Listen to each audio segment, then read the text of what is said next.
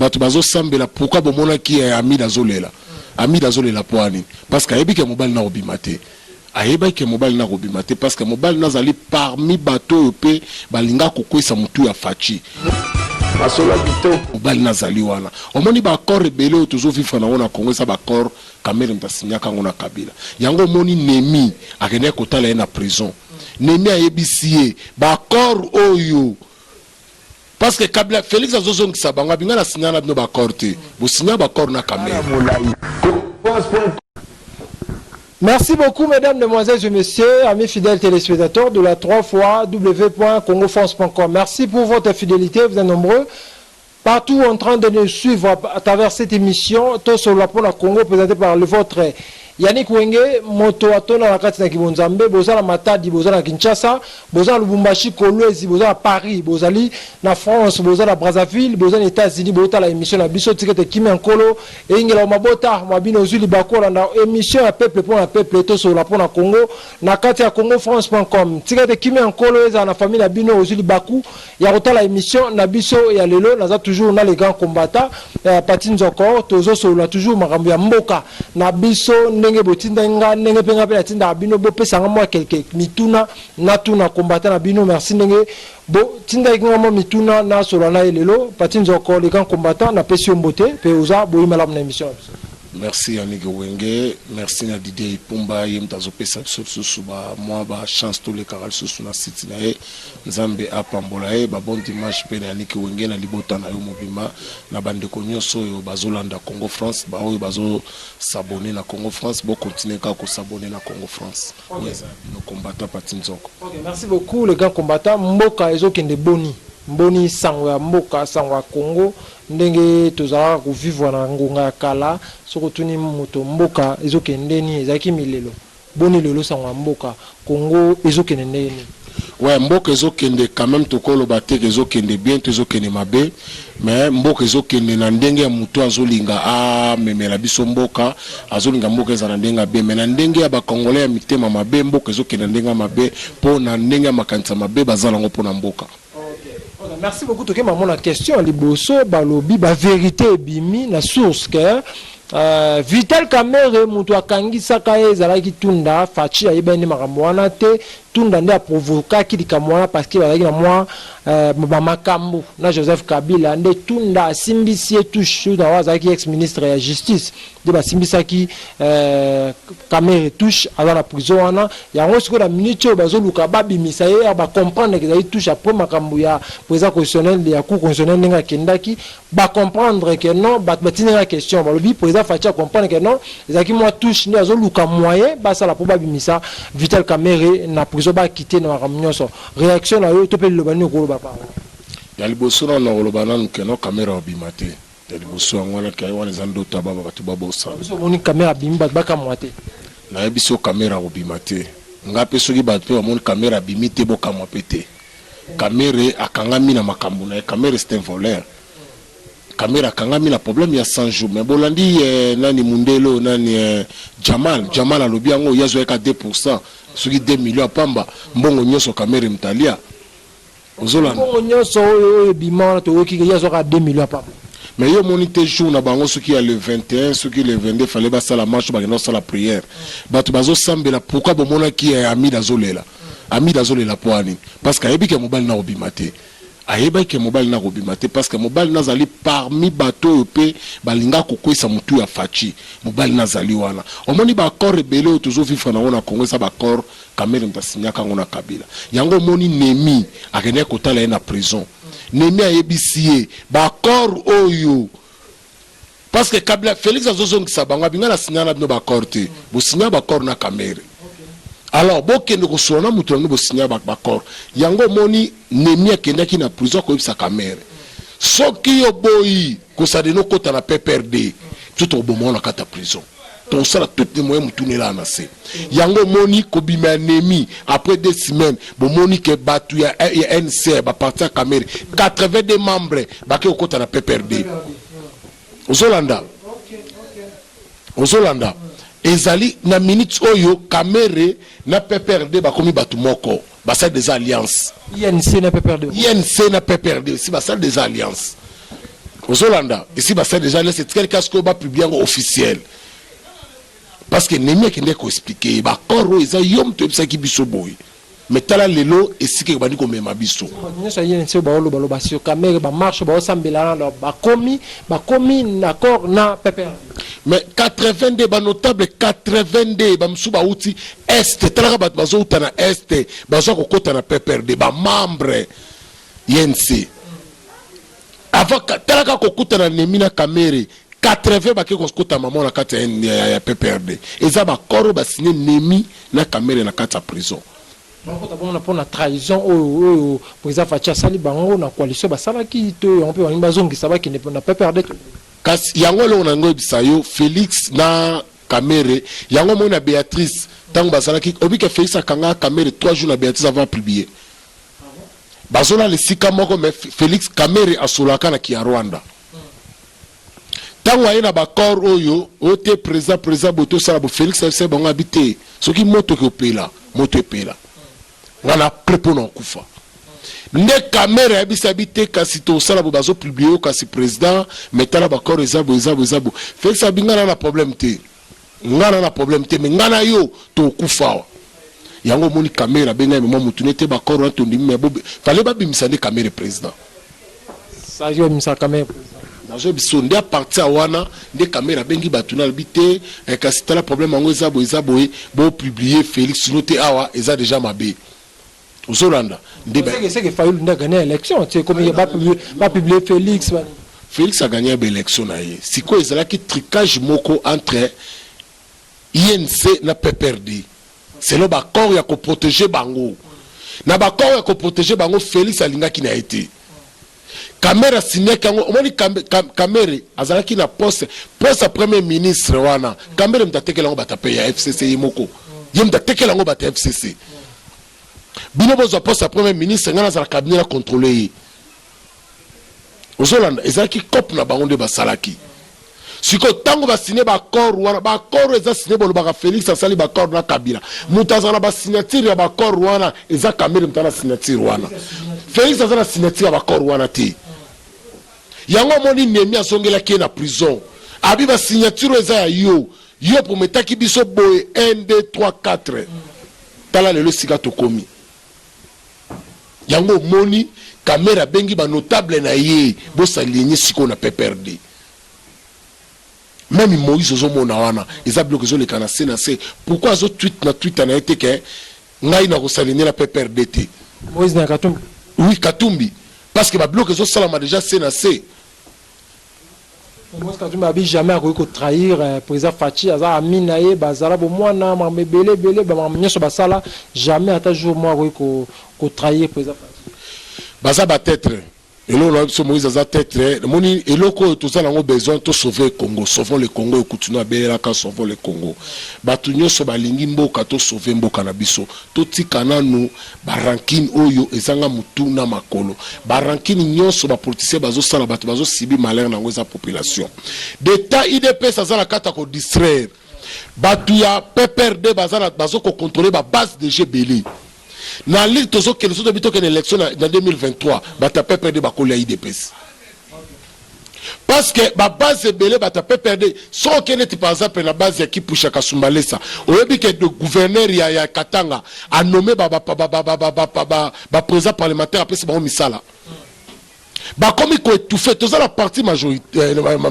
tous la partie présidentielle na partie présidentielle il faut bisonde to ko ça ba parti politique ba e pa ina biso mais FC ça so boto la parti politique bazo ke ne ko aller papa na yi comment pour ça bon exact to ba comprendre que pas biso non le problème est zanini ba tu bazo ko aider chef de l'état té il faut pas aider chef de l'état au moins même kolunga ya Kabundu na kati ya parlement na chef de l'état ibaki yango distance koti makasi même attaque au longolais n'a pas suivi à corps si balongo lié parce que azosala le côté ye il faut na IDPS a réunir ba nyonso ya kala li fallait ya sala ka musala oyo ya koluka ba parti politique bazala ba lien na IDPS bango bazala tango ko distraire ko zwa ka mbonga ko tonga ka bandaku bazala ko distraire ta oyo ya tribalisme bazala ta oyo ya ko tia conflit na kata parti mais parti IDPS mo kolongo no parti wana ayaka na tribalité ayaka pe na ba compte à rendre te ayaka d'abord aimer le peuple na ko lingana no mboka nanu to sauver na no mboka Jean-Marc Kabund fala ça la devoir na ya ko luka ba parti politique à quoi ça ba parti politique mususu ba ya ko sala alliance na IDPS mais bango bazali kaka ya ko sala traite na minute oyo ba base bela IDPS ça ya kolala ba base bela IDPS ça ya kolala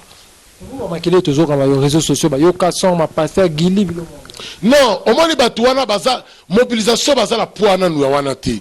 ozolanda mobilisation ya peuple ya IDPS ezosenga kabuya na kabundu bamikitisa nanu bazala nanu na motema oyo Kisegedi azalaka nango mutafingi ya salie mabe me ya kipango te atali non avantage ya mboka na peuple to linga nanu peuple to linga mboka to sauver to aider chef de l'état au moins même profession bazo ba denile sabimisaki eza prophétie te a révéler nde ba vérité na bango ba prophétie te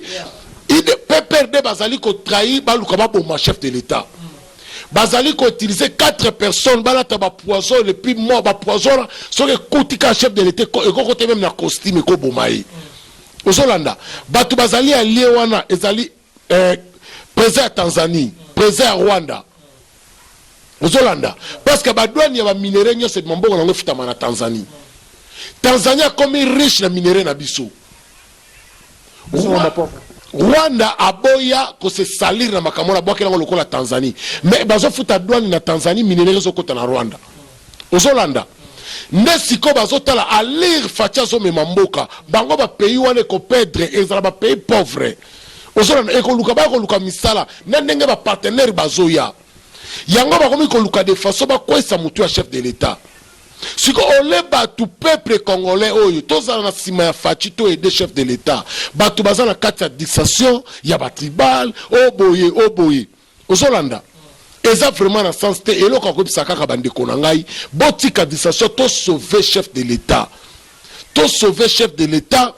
tozala biso nyonso na sima na ye po to libere mboka ezala ba failu ndenge ba yewana mission na bango ezali fo ba libérer mboka bazala na sima chef de l'état basala l'alliance parce que caméra zo sa déjà l'alliance na batu na bango alors bemba pena Moïse et bemba na failu il faut ba luka bazala na sima Félix pour eux eza pouvoir na bango soki bazala vraiment na posa biso peuple oyo tozala sauver tozala bien il faut bango ba éliminer déjà chef de l'état pour to boutir ba Rwanda ba kana ba buti libanda ozolanda même aux hommes, docteur Mukwege, bazo menacer docteur Mukwege Kobomaye. D'abord, docteur Mukwege a la vérité, n'y songa lobi, toke nazo funda bato basala crime contre l'humanité, la justice internationale. Yango moni Gagame akomi ko menacer ba bomaye. Ba ko découvrir ba ebisi Gagame Mukwege a la évidence nyonso parce que ferme ya Mukwege ezalaka na sima ya Rwanda. Odromo wa mona ke hélicoptère odromo zo ke tikaka ba kisi na ba est o ya docteur Panzo zo ke no tikaka ezaka drone zo landela ba événement nyonso ba Rwanda basala na ba Gagame docteur Mukwege asa même na ba image oyo ya ba réunion ya caméra o basala na Gagame na Rwanda azali na be preuve nyonso ndenge Gagame akotaka minduki na Congo na este azali na be preuve nyonso ndenge Gagame asala ka ba réunion na ba Kabila bato wana nyonso este ndo moni tonga docteur Mukwege alobi tome mabato na justice na be preuve nde balamusi Gagame muto azana be preuve tout oyo ekokanga bino ndo moni bakomi kosala menace de mort ville komi ya danger yango nazosenga na peuple congolais to soutenir docteur Mukwege to batela ye parce que azali na ba vérité ebele si Kabila si Gagame si Kamere yango moni bakomi ko menacer à mort totika dissation tozo sala za la bembe za la falu to soutenir docteur Mukwege parce que ne faulu ayo wana bazo baye pona le président il aye mto libérer mboka ça dit moi arriver na ye moi en wana toujours tribalisme wana ezaka la population tout monde veut population belle que Non, au moni koyamba fayu les alango problème te, il faut comprendre le peuple pas dans musala te. Le peuple azu musala, peuple azana musala rien à faire, rebelle pe bayaka po bayi baba ange, ba téléphone, batu mutu ya rabike na ngulupa batu na oyiba moi téléphone, na okata mutu ange, au moni ezana ba sorta batu bayaka ya na bango wana. Wana eza problème te mais o eza avantage zandi ya kolinga mboka. Ko sala politique te ya end. C'est la politique pour sauver mboka na yo, o sauver na peuple na yo. Meeting wana ya te s'intéresse ça. Asala ki meeting na ye, mais eloko kaka mon na politique politique ezaka na ememite. O comme na mutu lelo na ko le kapele lelo na TV, na lobi mabe ya Yannick Wenge, na lobi na kuzinga na Yannick Tolia Hassan moko to solo la. Eza pour na ko distraire kaka moi batu mususu. Mais selon ndenge banalise na nga selon na information na ngai mais kala mingi te boko mona file na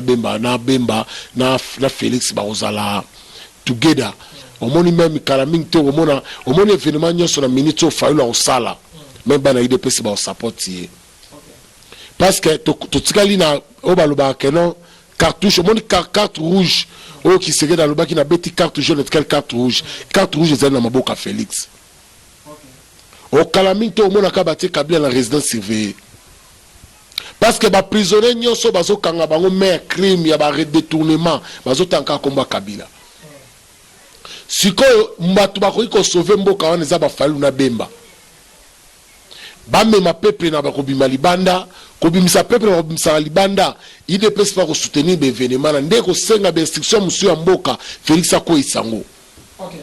Merci beaucoup. Mesdames, Mesdemoiselles et Messieurs, comprenez vraiment, c'est toujours votre émission, tout sur la Pona Congo. Nazala Patinzoko, les grands combattants, ici à Nafou, je suis précisément à Johannesburg, ndete sur la toujours, Makambu, et à Moura, toujours sur l'actualité où les gars Congo.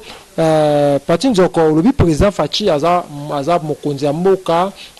moni bakombo bakamere bakabila bazali ko empêcher toujours asala bulamu na mboka na biso Congo sko eloko ni nezo senga parce que ces pays basenga ke kabila basenge batebele bashadari bayona eloko ni nezo senga malgré na ba vérité ezo ibimaki alingi bangi ba na poison ba kobomaye na ba profession so réaction à président Fachi ezani ni pona makamwa parce que vie eza moko après que za président vie ezali pe aza président za pe muto za ba famille vie moko réaction na eloko ni ezo senga teke a laisser bango bazwa bango nyoso pour atika la kima samsa yango na ebisio te yango tango moni ba sénateur américain batindela ki 30 message ba sénateur américain ba si Fachi pouvoir eza na maboko na yo pouvoir eza na maboko na yo okoki ko sala nyoso o lingi pour pouvoir eza na maboko na yo parce que ba yebi ni nezo le kasir Congo yango moni même faille lu tango ba ke États-Unis ba yebisi akeko sala lobbying partout ba yebisi carte na biso ba américain pion na biso so bete na biso 9 pour le moment za Fachi